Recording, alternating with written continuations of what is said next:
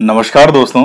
देखिए मित्रों, आज हम सेवन्थ क्लास की जो सामाजिक विज्ञान की बुक है वो शुरू करने वाले हैं। और इसमें जो पॉलिटी वाले से पार्ट हैं, शुरू के एक दो समाज से जुड़े हुए क्वेश्चन हैं जो कि रीट में पूछा भी जाता है इनमें से। और इसके आगे फिर वही राज्य सरकार के उनके टॉपिक आपके लोकतंत्र वगैरह आएंगे। तो बहुत अच्छे से पढ़िएगा इसको। और इसके साथ ही जो लास्ट हमारी क्लास थी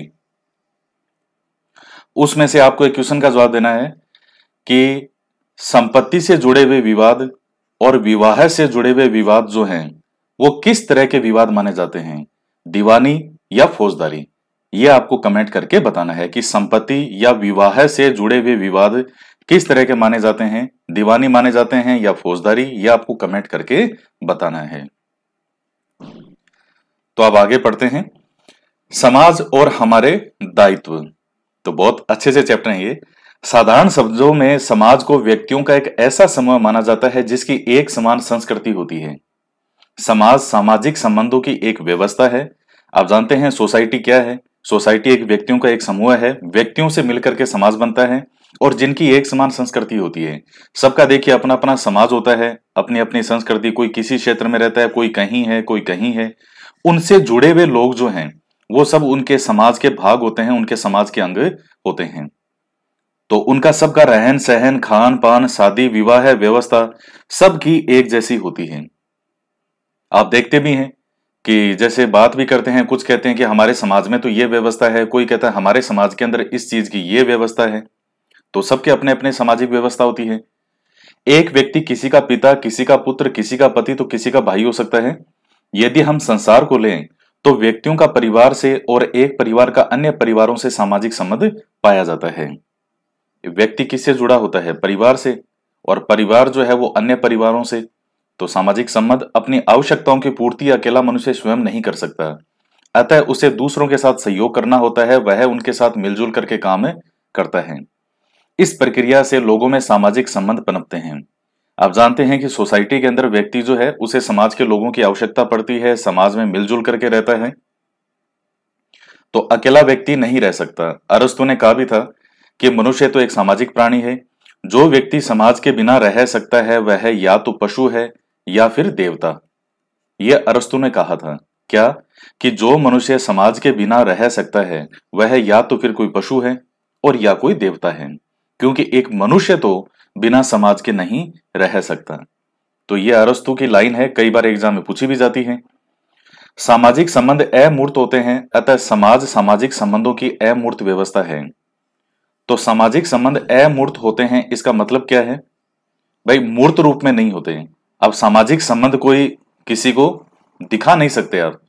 जैसे मान लीजिए कुर्सी है, टेबल है, या जैसे आपकी बुक है, आप खुद हैं, ये सब मूर्त रूप में है। यानी जिनका कोई आकार होता है, आप जिनको बता सकते हैं, दिखा सकते हैं।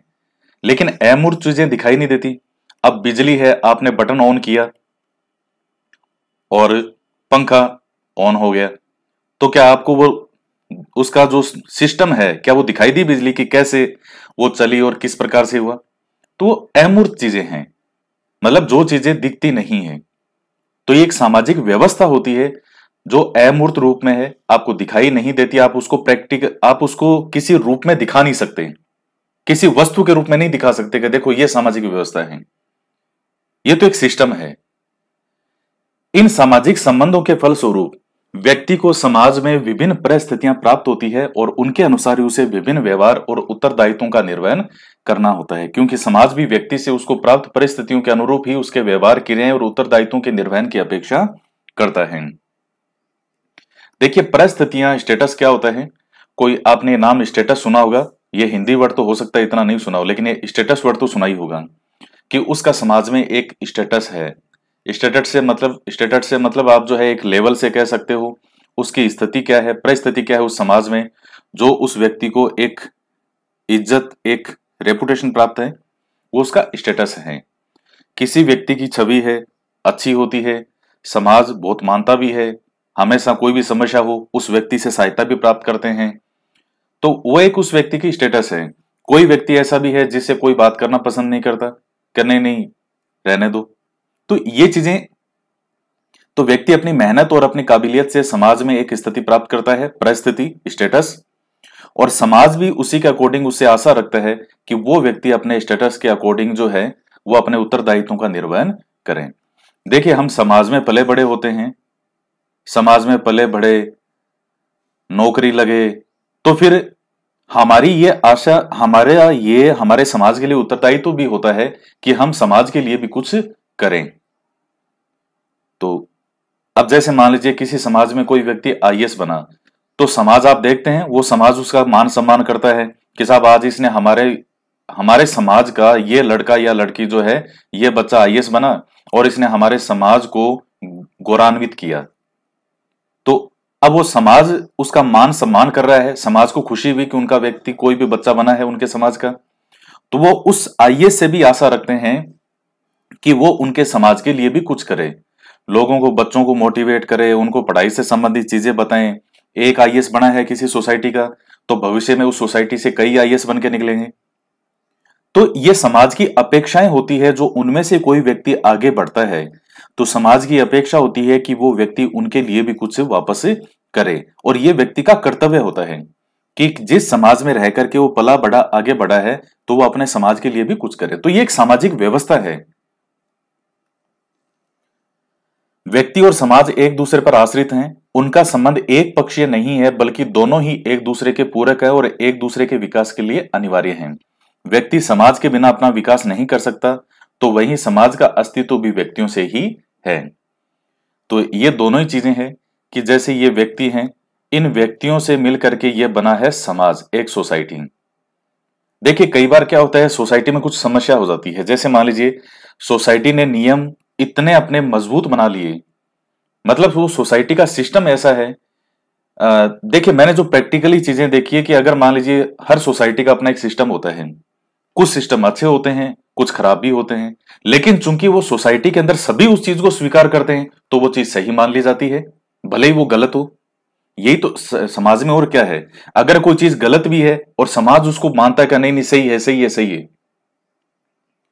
अब जैसे मान लीजिए कुछ सोसाइटी ऐसी है, जैसे कई बार देखते हैं अलग अलग समाज में होता है कि अ, अगर मृत्यु भोज की बात करें, जैसे मान लीजिए, तो कुछ सोसाइटियों में मृत्यु भोज बंद हो चुका है। आज आप देखते भी हैं कई स्थानों पे मृत्यु भोज, कुछ बेल्ट ऐसी है राजस्थान में, उधर मृत्यु भोज बिल्कुल बंद हो चुका है, और कुछ ऐसे स्थान है जहां मृत्यु भोज आज भी बना हुआ है।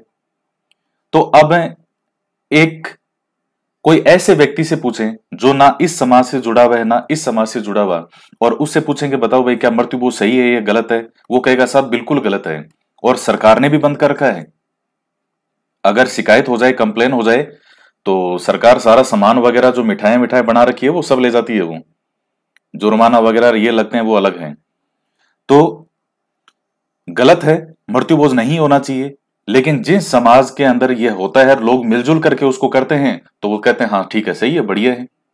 और खाने के लिए कौन मना करता है, खाने के लिए तो लोग मजे से जाते हैं, चाहे गलती क्यों ना हो।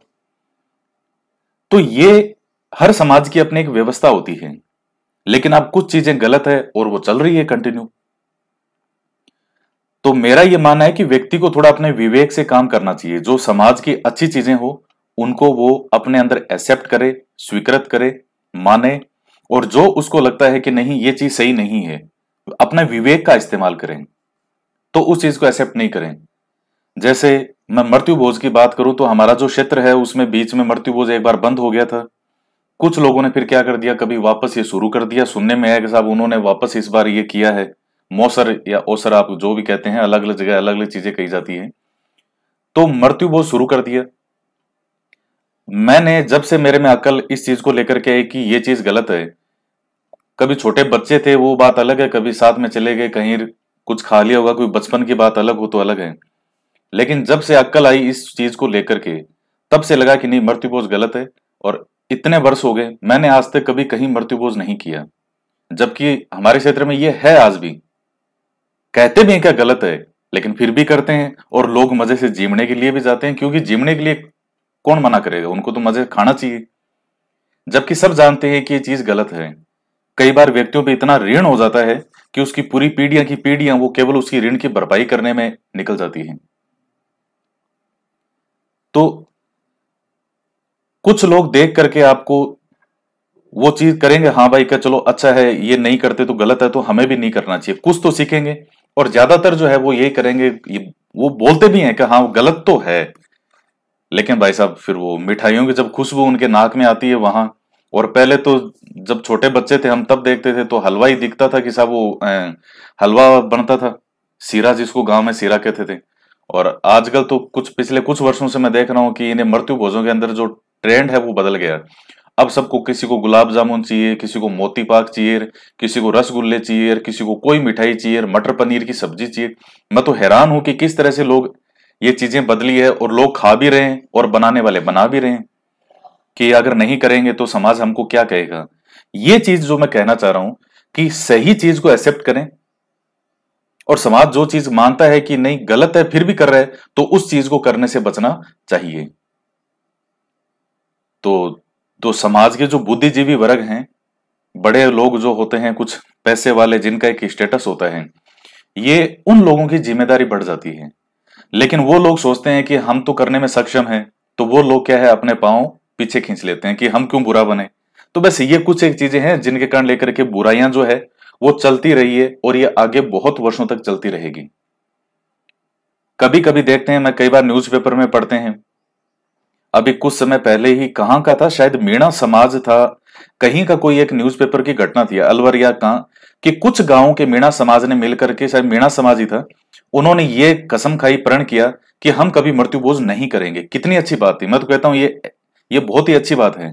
इस तरह की चीजें प्रसारित होनी चाहिए ज्यादा से ज्यादा। न्यूज़पेपर वाले भी क्या करते हैं, इस तरह की घटना को तो बिल्कुल छोटी सी देंगे कॉलम में, और फालतू की बातें हैं उनको पूरा पूरा पेज भर देंगे।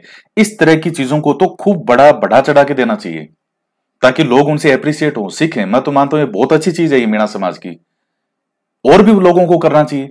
हर समाज का अपना एक होता है, तो सीखने वाली चीज तो चाहे कोई भी समाज हो, अच्छी चीजों को हमेशा एक्सेप्ट करना चाहिए।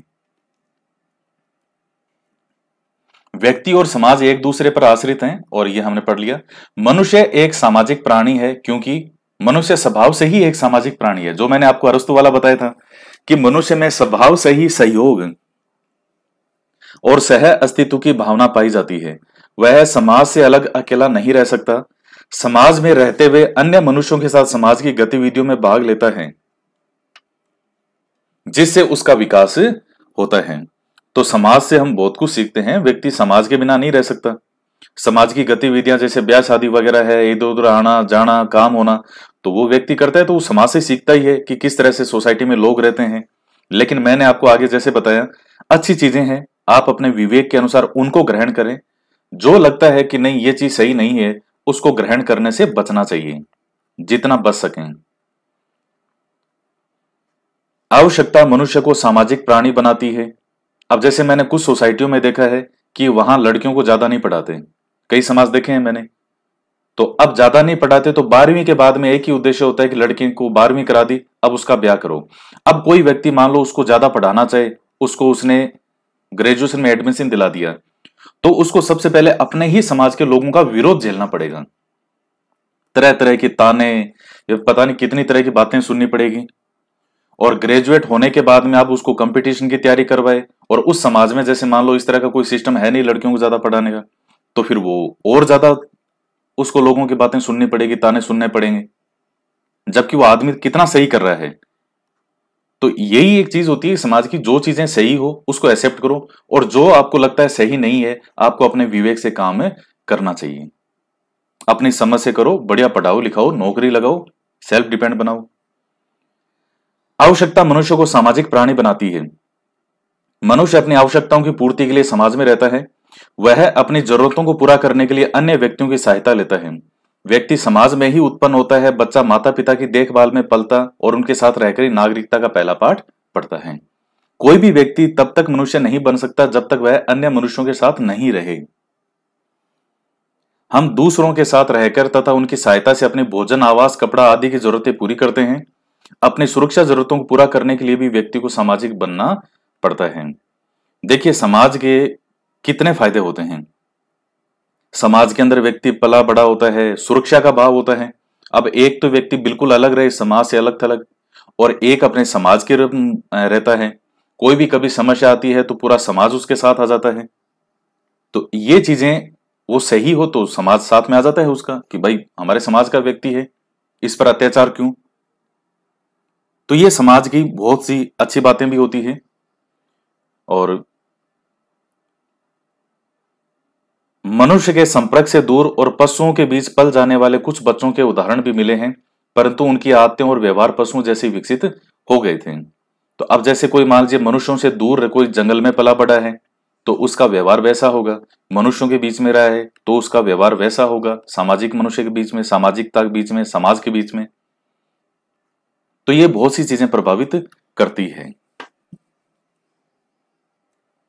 समाज व्यक्ति का विकास करता है।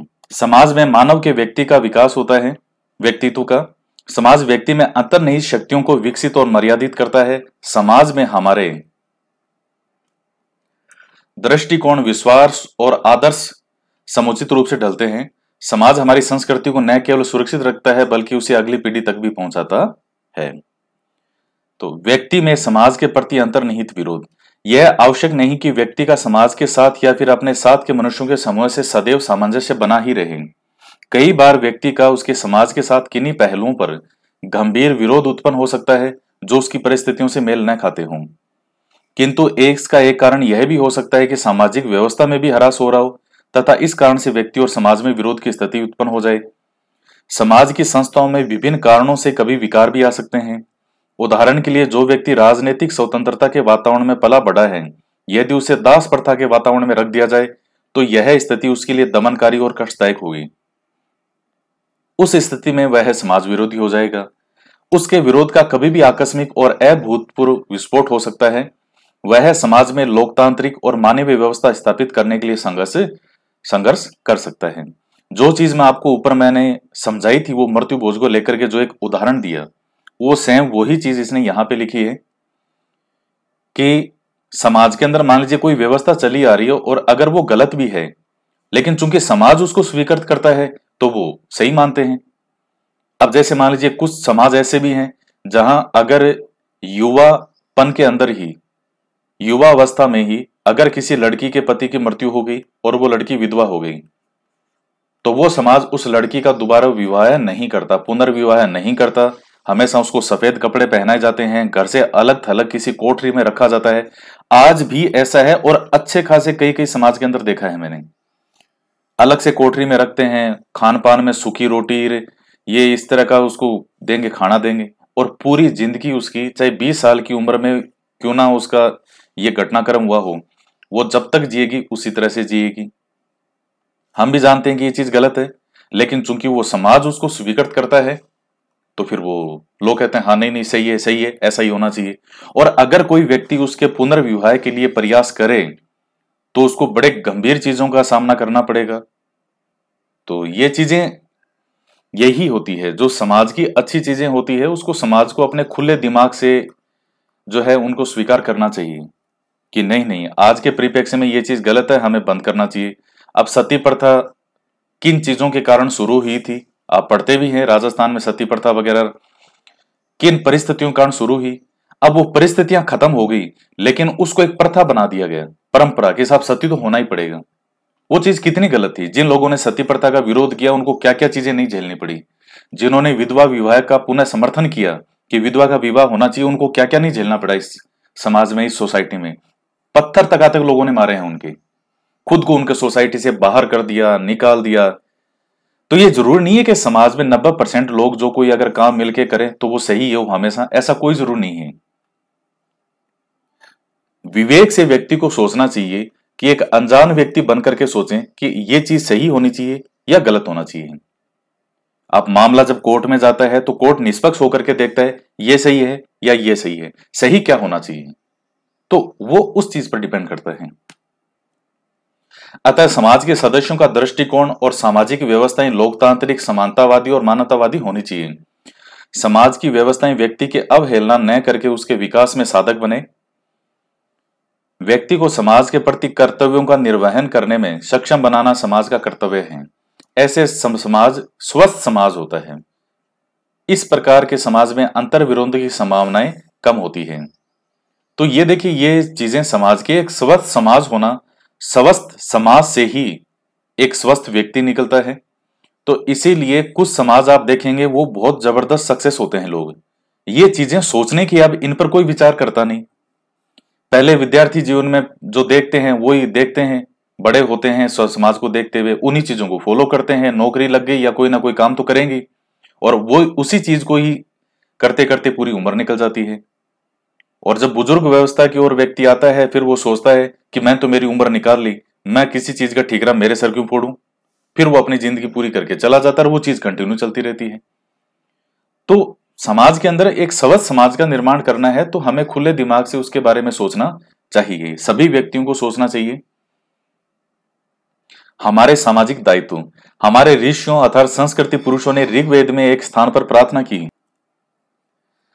तो एक स्थान पर प्रार्थना की कि हे ईश्वर, हम अपने पड़ोसी के प्रति अन्याय न करें, न ही अपने मित्र को हानि पहुंचाएं, हमारे प्रति प्रेम करने वालों के प्रति हमसे कोई दुर्व्यवहार नहीं हो जाए।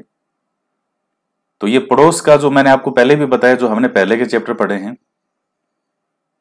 एक अन्य स्थान पर उन्होंने इस प्रकार प्रार्थना की कि सब मनुष्य भली प्रकार मिलकर रहें और प्रेम पूर्वक आपस में वार्तालाप करें, सबके मनों में एकता का भाव हो और वे अविरोधी ज्ञान प्राप्त करें, सभी लोग सहयोगपूर्ण कार्यों को करें।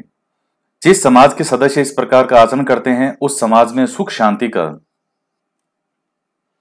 वातावरण बना रहता है और मनुष्य का कल्याण होता है। ये विचार मनुष्य मात्र के कल्याण के लिए हैं। समाज और व्यक्ति परस्पर निर्भर होते हैं, अतः स्वस्थ और सुखी समाज की स्थापना के लिए व्यक्ति के समाज के प्रति कर्तव्य होते हैं। समाज के सदस्य के रूप में प्रत्येक व्यक्ति को निम्नलिखित प्रकार का आचरण करना उचित होगा। समाज के प्रति उचित आचरण, हमें बदलते सामाजिक परिवेश को समझकर उसके अनुरूप व्यवहार करना चाहिए। हमारा समाज स्वस्थ और विकासोन्मुख जीवन व्यतीत कर सकें, इसके लिए हमें समाज में प्रचलित रूढ़ियों को समाप्त करना होगा और बहुत से सुधार करने होंगे। व्यक्ति की गरिमा का हनन करने वाली और महिलाओं का असम्मान करने वाली दहेज आदि कुप्रथाओं का त्याग करें। भारतीय परंपरा और संस्कृति के प्रति अनन्य निष्ठावान और महापुरुषों ने इन बुराइयों के विरुद्ध लड़ाइयां लड़ी है। एकता, भ्रातृत्व भाव और सह अस्तित्व की भावना से जीवन बिताते हुए ही हम अपनी समाज की उन्नति कर सकते हैं। स्वयं भी जिएं और दूसरों को भी जीने दें। लेकिन समाज में लोग ज्यादातर ये करते हैं, ना तो खुद जिएंगे ना किसी और को जीने देंगे। तो ज्यादातर ये चीजें हैं, तो ये नहीं होना चाहिए। भाई खुद भी मस्त रहो, दुनिया को भी मस्त रहने दो। और एक वो लाइन जो कहते हैं ना कि व्यक्ति स्वयं के दुख से दुखी नहीं है बल्कि दूसरों के सुख से दुखी है। ये चीजें देखिए प्रैक्टिकली बहुत ज्यादा है। मैं तो छोटी से छोटी चीज को भी ऑब्जर्व करता हूं, और ये शुरू से ही रहा है कि छोटी छोटी चीज को भी ऑब्जर्व करता हूं कि चीजें सोसाइटी में, देश में कैसे क्या घट रही है। तो उसको देखने के बाद मुझे लगता है कि एक सामाजिक व्यवस्था के अंदर चेंज होने की बहुत बड़ी आवश्यकता है। समय बदलता है, कई तो ऐसी ऐसी व्यवस्थाएं हैं कई समाजों में कि मैं उनको यहाँ बोल के बता भी नहीं सकता। मैं, मेरी भी कुछ एक लिमिटेशन है। मतलब इतनी अमानवीय और बड़ी अजीब तरह की चीजें हैं, लेकिन चूंकि वो समाज करता है, सब करते हैं, क्या ठीक है साहब, सही है वो। तो यही तो है, सही गलत समाज नहीं, समाज तो देख रहा है कि हम सब क्या कर रहे हैं, तो फिर वो चीज चाहे गलती क्यों ना हो वो समाज उसको एक्सेप्ट करता है। तो ये दहेज जैसी कुप्रथाएं वगैरह है, ये आज भी चली आ रही है। तो व्यक्ति जो है वो कई मैंने देखा है, वो अपने बच्चियों की पढ़ाई की बजाय उस पे के लिए दहेज इकट्ठा करने में लगे रहते हैं कि इसकी शादी नहीं होगी। जबकि मेरा मानना ऐसा नहीं है। बच्ची की पढ़ाई पे खर्च करना चाहिए, उसको सेल्फ डिपेंड बना दो शादी से पहले। ये काम कीजिए तो वर भी अपने आप ही अच्छा मिल जाएगा, लेकिन उसको सेल्फ डिपेंड तो बनाओ। सेल्फ डिपेंड बनाया नहीं, कोई ढंग की एजुकेशन करवाई नहीं, सिर्फ दहेज के लिए पैसा इकट्ठाई करते रहे, तो दहेज की तो भूख जो है वो सामने वाले की कभी शांति नहीं होगी। जो दहेज कोई लोभी व्यक्ति होगा, तो लालच तो 1 रुपए का हो और लालच 100 रुपए का हो, तो अगर उसको 100 रुपए मिल जाएंगे तो क्या उसका लालच हमेशा के लिए क्या हो जाएगा समाप्त? नहीं होगा। फिर वो कहेगा मुझे तो अभी भी और चाहिए। तो थोड़ा पेरेंट्स को भी इस चीज के बारे में सोचना चाहिए। जो भी लोग आज लाइफ में बहुत आगे बढ़े हैं, आप ये चीजें देखते रहा करें। सीखना चाहिए तो समाज में बहुत कुछ है। जो लड़कियां या लड़के समाज में बहुत कुछ आगे बढ़े हैं, खास करके जो लड़कियां समाज में हर फील्ड में, हर क्षेत्र में आगे बढ़ी हैं, तो उनके माता पिता को लोगों के ताने बहुत सुनने पड़े, लेकिन उन्होंने उनकी परवाह नहीं करके और उनके फ्यूचर के लिए सोचा और आज वो ही जब टॉप पे पहुंच जाते हैं, वही समाज उनको वापस बुला करके उनका सम्मान करता है। तो इसलिए मैं कहता हूं कि ज्यादा आप सही रास्ते पर हो तो कभी किसी और की परवाह कभी मत करो। और के बारे में सोचने लगोगे तो फिर आप जहां हो वहीं रहोगे या उससे भी नीचे आ जाओगे। सही रास्ते पर हो, आपका विवेक जानता है कि आप सही हो या गलत हो। खुद से बड़ा जो एक जज है वो व्यक्ति दुनिया में कोई और उसको नहीं कर सकता। तो ये चीजें हैं। समाज की उत्पादक इकाई बने, देश की अर्थव्यवस्था और उत्पादन बराबर चलता रहे, इसके लिए नागरिकों को निरंतर कार्य में लगे रहना चाहिए। हमें लापरवाही, हड़ताल जैसी गतिविधियों से बचना चाहिए। प्रत्येक नागरिक जो भी कार्य कर रहा है उस कार्य को पूरी ईमानदारी से करे और उत्पादन की मात्रा और गुणात्मकता को बढ़ाए। उत्पादन का तरीका सांस्कृतिक और जीवन मूल्यों की रक्षा करने वाला हो। विद्यार्थियों का कर्तव्य है कि वे मन लगाकर और मेहनत से शिक्षा प्राप्त करके समाज के उपयोगी सदस्य बने। हमें राष्ट्र को सबल, समृद्ध और सुखी बनाने के लिए निरंतर कार्यशील रहना चाहिए। तो जैसा कि मैंने आपको ऊपर बताया था कि समाज में कोई भी व्यक्ति हम रह करके अगर हम सफलता प्राप्त करते हैं तो उसमें हमारे समाज का भी योगदान होता है। हम उस माहौल में पले बढ़े, सुरक्षित रहे। तो अब हमारी जिम्मेदारी बनता है कि अगर हम कुछ बने हैं लाइफ में, कुछ भी काम करते हो, तो हमारे समाज के लिए हमें योगदान जरूर करना चाहिए। सार्वजनिक जीवन में अनुशासन। प्रजातंत्र में प्रत्येक नागरिक को स्वतंत्रता प्राप्त होती है। स्वतंत्रता का अर्थ होता है इच्छा अनुसार काम करना, परंतु इसका मतलब मनमानी करना नहीं है। कुछ लोग ऐसे हैं जो स्वतंत्रता का गलत अर्थ लगाते हैं और मनमानी करते हैं, वे स्वतंत्रता का दुरुपयोग करते हैं। आपने देखा होगा कि कुछ लोग सड़क पर यातायात नियमों का उल्लंघन करते हुए वाहन चलाते हैं, जिससे दुर्घटना हो सकती है। और भी उदाहरण देखने को मिलते हैं। कुछ लोग कहीं भी दीवारों पर लिख देते हैं, पोस्टर चिपका देते हैं। अनेक लोग देर रात तक और जोर जोर से संगीत बजाते हैं। कुछ लोग नशा करके हुड़दंग मचाते हैं। सार्वजनिक सुविधाओं जैसे ट्रेन, बस स्टैंड, उद्यान आदि में सुविधाओं की लापरवाही से प्रयोग करते हैं, तोड़फोड़ करते हैं, चीजों को नुकसान पहुंचाते हैं। तो ये चीजें नहीं होना चाहिए। एक डिसिप्लिन लाइफ और एक अमर्यादित लाइफ में बहुत अंतर होता है। डिसिप्लिन बड़ी जबरदस्त चीज होती है। आप लाइफ में चाहे कुछ भी करें, चाहे स्पोर्ट्स हो, चाहे पढ़ाई हो, कुछ भी हो, कोई सा भी क्षेत्र हो, चाहे कोई बिजनेस हो, कोई व्यवसाय हो, उसमें डिसिप्लिन बहुत जरूरी है। अगर उसकी लाइफ में अनुशासन नहीं है, डिसिप्लिन नहीं है, तो फिर ये इस तरह की हरकतें जो लोग करते हैं तो ये पूरे समाज के लिए एक नासूर की तरह होते हैं।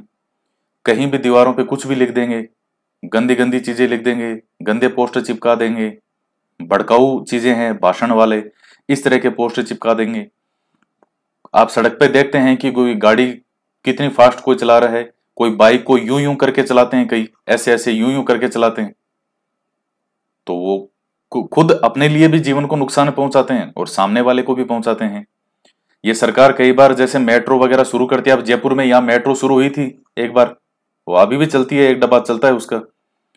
तो साहब पहले दिन ही लोगों ने, किसी ने सीट फाड़ दी उसकी, किसी ने कुछ नुकसान कर दिया। तो पता नहीं कैसी मानसिकता की इनकी चीज आती कहां से दिमाग में, किस मानसिकता। ये सब परवरिश के नतीजे हैं कि कैसे उनके, उससे पता चल जाता है कि ये किस माहौल में रहे होंगे और इनके माता पिता ने कैसा घर में व्यवहार किया होगा कि आज सार्वजनिक रूप में आपको एक इतनी अच्छी मेट्रो मिली और लोगों ने अंदर जाते ही बैठते कुछ ने उसकी सीट फाड़ दी। ये चीज आई कहां से? तो उसके पीछे बैकग्राउंड काम करता है कि क्या बैकग्राउंड रहा है, कहां पला बड़ा है, किस माहौल में रहा है, वो सब चीजें इफेक्ट करती हैं। इधर उधर डाल देते हैं, चोरी कर ले जाते हैं। अब सड़क पर कोई लाइट लगाती है सरकार, कभी वो लाइट ही चुरा के ले जाते हैं। सीसीटीवी लगाए सरकार ने, पता चला सीसीटीवी ही चोरी हो गए। कचरे को उचित स्थान पर नहीं डालकर इधर उधर डाल देते और गंदगी फैला देते हैं। अनेक लोग संचार के साधनों के माध्यम, इंटरनेट तकनीक और उसके सोशल मीडिया जैसे संचार मंच का दुरुपयोग कर साइबर अपराधों में लिप्त हो जाते हैं। तो आप देखते हैं कई बार ये साइबर अपराध इतने ज्यादा होते हैं। मैंने आपको पहले भी बताया था एक एग्जाम्पल, जैसे आप जिसको मोना समझ रहे हो सकता है वो आपका मोनो निकल जाए। आपको पता चले कि आपसे खूब बातें कर रहा है फेसबुक पे, आप समझो मोना है वो। आप सुबह शाम हाय मोना क्या कर रही हो, खाना खा लिया क्या, पी लिया क्या, सो रही हो क्या, पढ़ रही हो क्या। थोड़े दिन बाद में अचानक पता चलता है कि वो कोई मोनू निकला। फिर आपकी क्या स्थिति होगी? आप जैसा ही मोनू है वो। तो ये इस चीज को ध्यान में रखें आप। साइबर अपराधों से बचें। आप कहां किसके चंगुल में पकड़ जाओ। अभी कल परसों न्यूज़पेपर की एक घटना है कि न्यूज़पेपर में ही आया था, पता नहीं पत्रिका में था, भास्कर में था। तो कोई आदमी था, उसको फेसबुक पे इस तरह किसी ने लड़की बन करके खूब बातें की। फिर उसने मिलने के लिए बुलाया।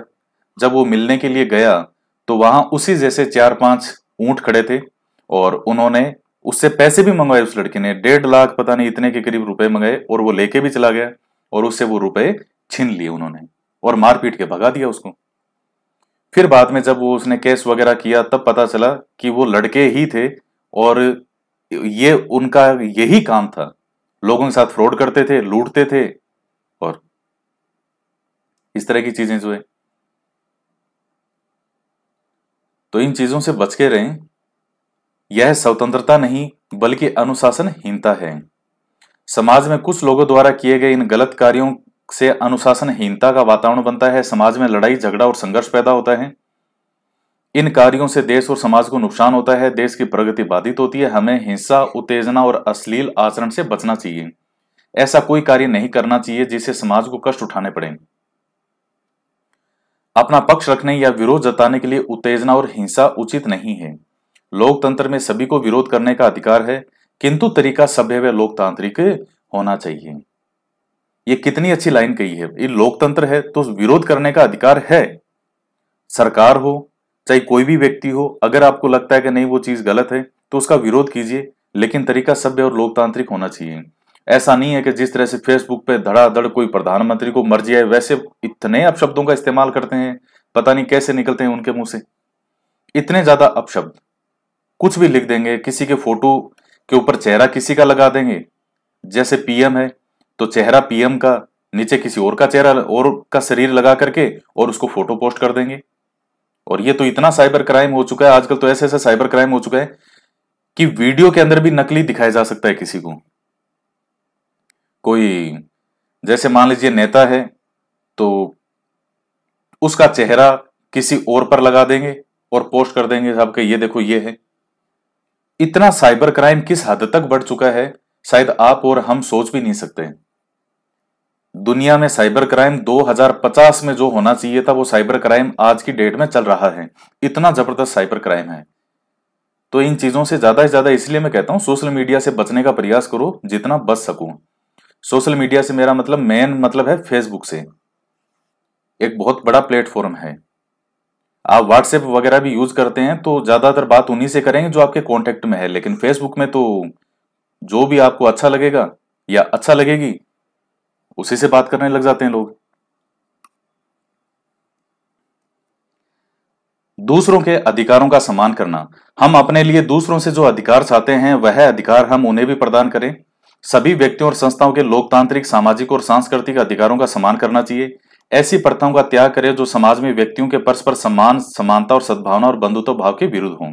समाज में समरसता का निर्माण करने में यानी प्रेम की भावना का, समानता का निर्माण करने में सहयोग करें। हमारा उद्देश्य सभी का उत्कर्ष और उनकी सुख समृद्धि होना चाहिए। तो हम समाज में जो अधिकार हमारे लिए चाहते हैं वो हमें दूसरे को भी देना चाहिए। संस्कृति की रक्षा। वैश्विक संस्कृति के इस युग में प्रत्येक बात का अंधानुकरण न करके हमें उसमें से सत्य को पहचानना होगा और अपनी परिस्थिति की आवश्यकता के अनुसार उसका परिष्कार करना होगा। हमारा संविधान हमसे अपेक्षा करता है कि हम भारतीय सामाजिक संस्कृति व परंपराओं का महत्व समझें और उनके स्वस्थ व गौरवशाली स्वरूप का परिरक्षण करें, यानी उसको बचाए रखें। हम अपने पारिवारिक व सामाजिक मूल्यों की रक्षा करें, देश के महापुरुषों और स्वाधीनता संघर्षकालीन राष्ट्रीय आदर्शों का सम्मान करें और उनकी प्राप्ति के लिए कार्य करें। हमारी राष्ट्रीय धरोहरों व स्मारकों की रक्षा करें। तो ये तो जो आपके प्रकार से जो मूल कर्तव्य हैं वो बता दिए इसने।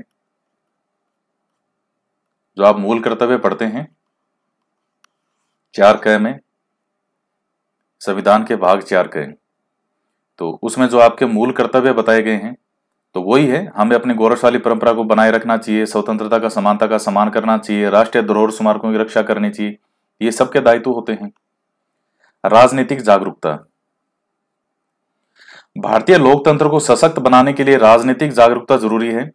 वह नागरिक राजनीतिक रूप से जागरूक कहलाता है जो अपने अधिकारों की रक्षा के लिए सजग रहता है और अपने कर्तव्यों का पालन स्वतः ही करता है। लोकतंत्र की सफलता के लिए आवश्यक है दूरदर्शन, रेडियो, समाचार पत्र और पत्रिकाएं आदि जन संचार के माध्यमों के उपयोग से हमारे ज्ञान का विस्तार होता है और हमारी राजनीतिक जागरूकता बढ़ती है। समाचारों के साथ विद्वानों के विचार सुनने और पढ़ने को मिलते हैं। इससे हमें यह भी प्रेरणा मिलती है कि हमें क्या करना चाहिए। तो राजनीतिक चीजें जो है ये भी देखिए, मैं मेरी पर्सनल बात करूं, मुझे राजनीति से शुरू से पता नहीं बचपन से ही इतनी नफरत रही थी। मैं किसी नेता का नाम भी जानना पसंद नहीं करता था, केवल प्रधानमंत्री, राष्ट्रपति, ये 2-4 नाम याद रखता था। लेकिन जैसे जैसे बड़े हुए और ये चीजें देखी तो लगा कि इनको समझना चाहिए कि ये चीजें है क्यों क्यों चल रही है, क्यों सुधार नहीं हो रहा है। हो रहा है तो जितना होना चाहिए उतना क्यों नहीं हो रहा। तो ये चीजें हैं कि व्यक्ति को रुचि इनमें लेनी चाहिए, बिना किसी जाति और बिना किसी पक्षपात के। योग्य व्यक्ति ऊपर जाएगा तो वो योग्य काम ही करेगा। तो राजनीतिक जागरूकता जरूरी है और ये जैसे रेडियो, समाचार पत्र वगैरह, दूरदर्शन है, ये चीजें हमें देखनी चाहिए, पढ़नी चाहिए। अच्छे पॉलिटिशियन होते हैं जो बातें कहते हैं, उनको बातें सुननी चाहिए। पहले मुझे इनमें बिल्कुल भी किसी में रुचि नहीं थी। जब मतलब 18-19 साल तक मुझे इन चीजों में कभी रुचि नहीं रही। लेकिन फिर बाद में धीरे धीरे मुझे लगा नहीं, इन चीजों को जानना चाहिए, क्या है, क्यों चल रही है। तो काफी जो नेता हैं, लीडर हैं, मैं स्पीच सुनता हूँ, काफी लीडर के सुनता हूँ, चाहे सीएम हो, पीएम हो या कोई भी पॉलिटिशियन हो, जो मुझे लगता हो कि नहीं इनको सुनना चाहिए। कई हेट स्पीच देते हैं, केवल नफरत फैलाते हैं।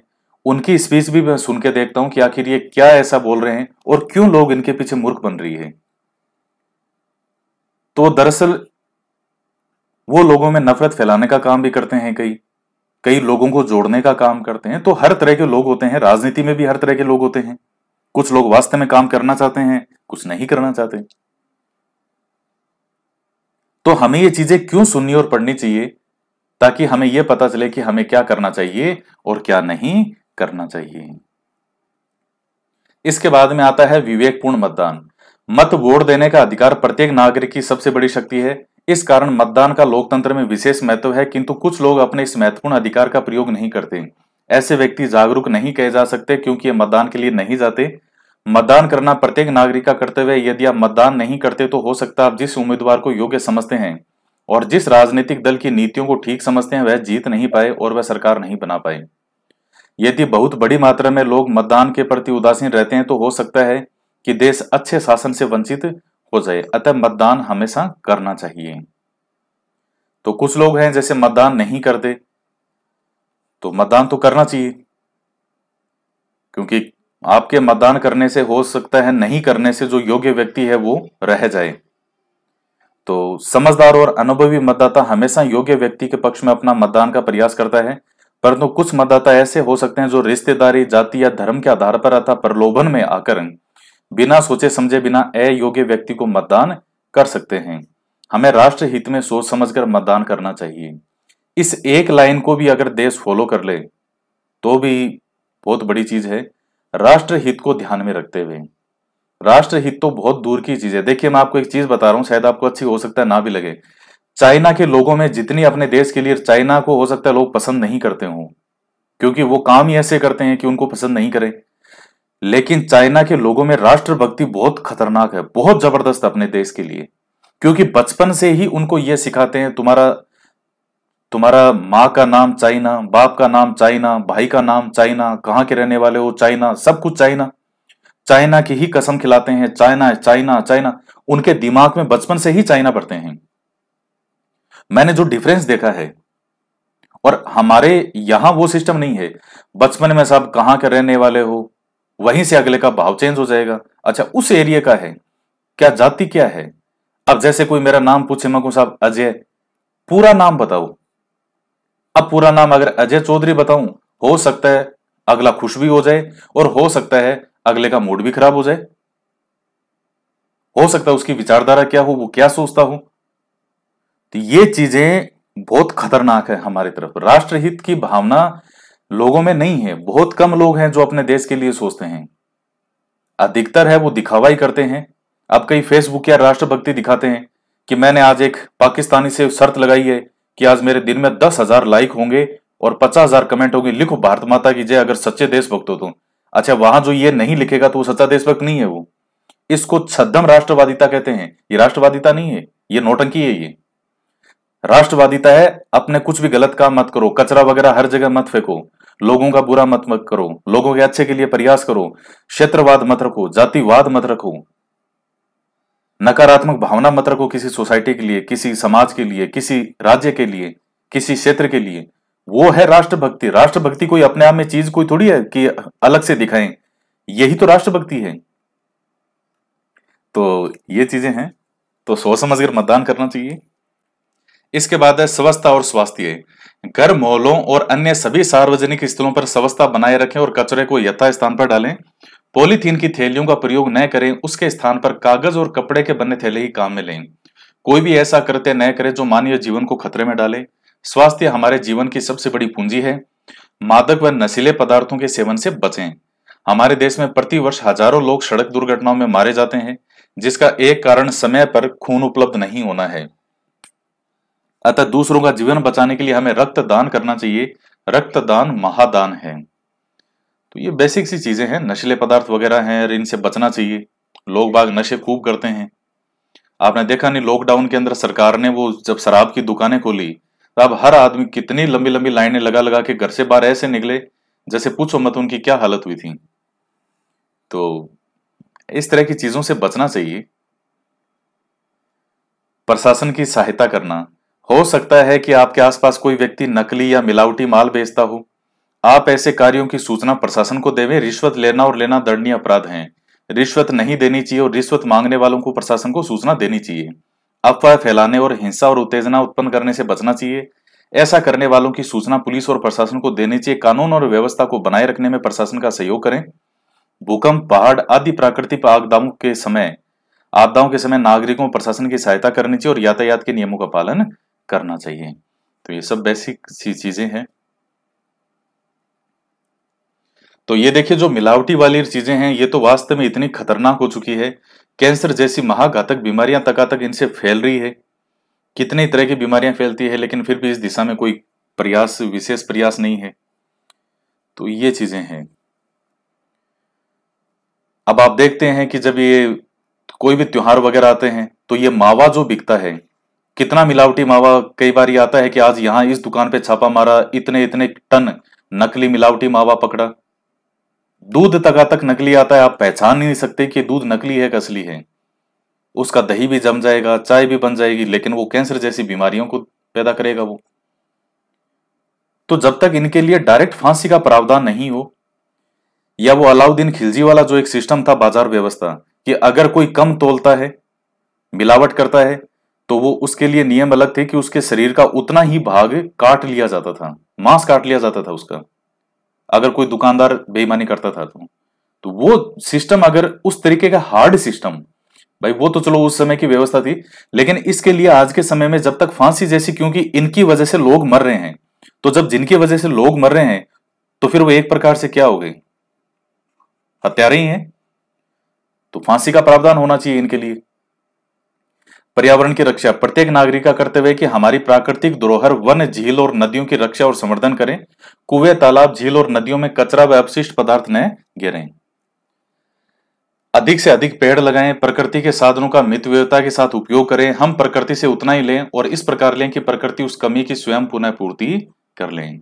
हमें पर्यावरण मित्र बनना चाहिए। तो ये है, देखिए छोटे छोटे बच्चे पेड़ लगा रहे हैं, तो हमें भी पौधे लगाने चाहिए, और लगाने के बाद ऐसा नहीं उनको भूल जाएं, भाई उनको बड़ा भी करें। सेवा कार्य, तो हमें प्राणी मात्र के प्रति दया भाव रखना चाहिए। संकटाग्रस्त लोगों, निराश्रितों, वृद्धों और बालकों की मदद करनी चाहिए।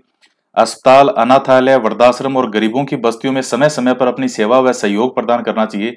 शिक्षा के प्रसार में सहयोग करना चाहिए। दिन में कम से कम एक सेवा का कार्य तो अवश्य करना चाहिए। तो ये हो गया। हमें भारतीय संस्कृति के शाश्वत जीवन मूल्यों के साथ राष्ट्रीयता, प्रजातंत्र, समता और विश्व बंधुत्व के आदर्शों को एक समन्वित रूप में समाज में विकसित करना है। संस्कृति के संरक्षण के साथ साथ उसे गति भी देकर सजीव और सक्षम बनाना है। तो ये आपका चैप्टर होता है समाप्त।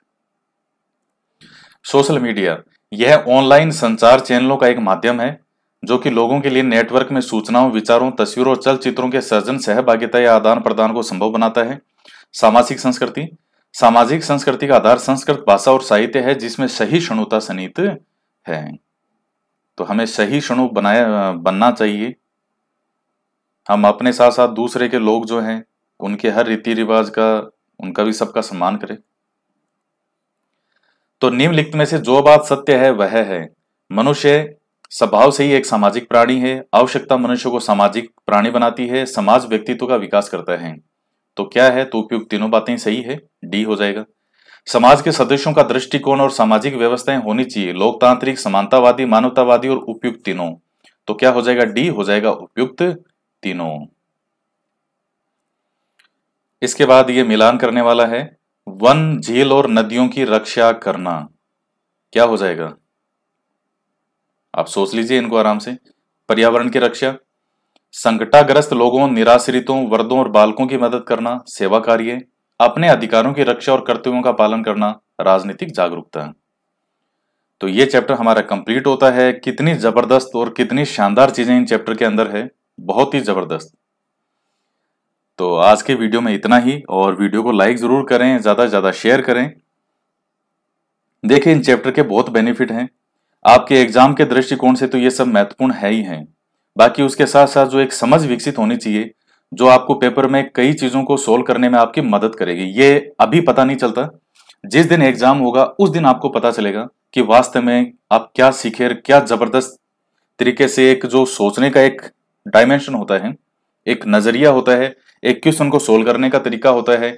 कई बार नहीं आता हुआ क्वेश्चन में कोई एक दो पॉइंट पता हो तो भी आप उस क्वेश्चन को सही कर देते हैं। वो इसी समझ के कारण उत्पन्न होता है। ये समझ होना एक बहुत जरूरी है।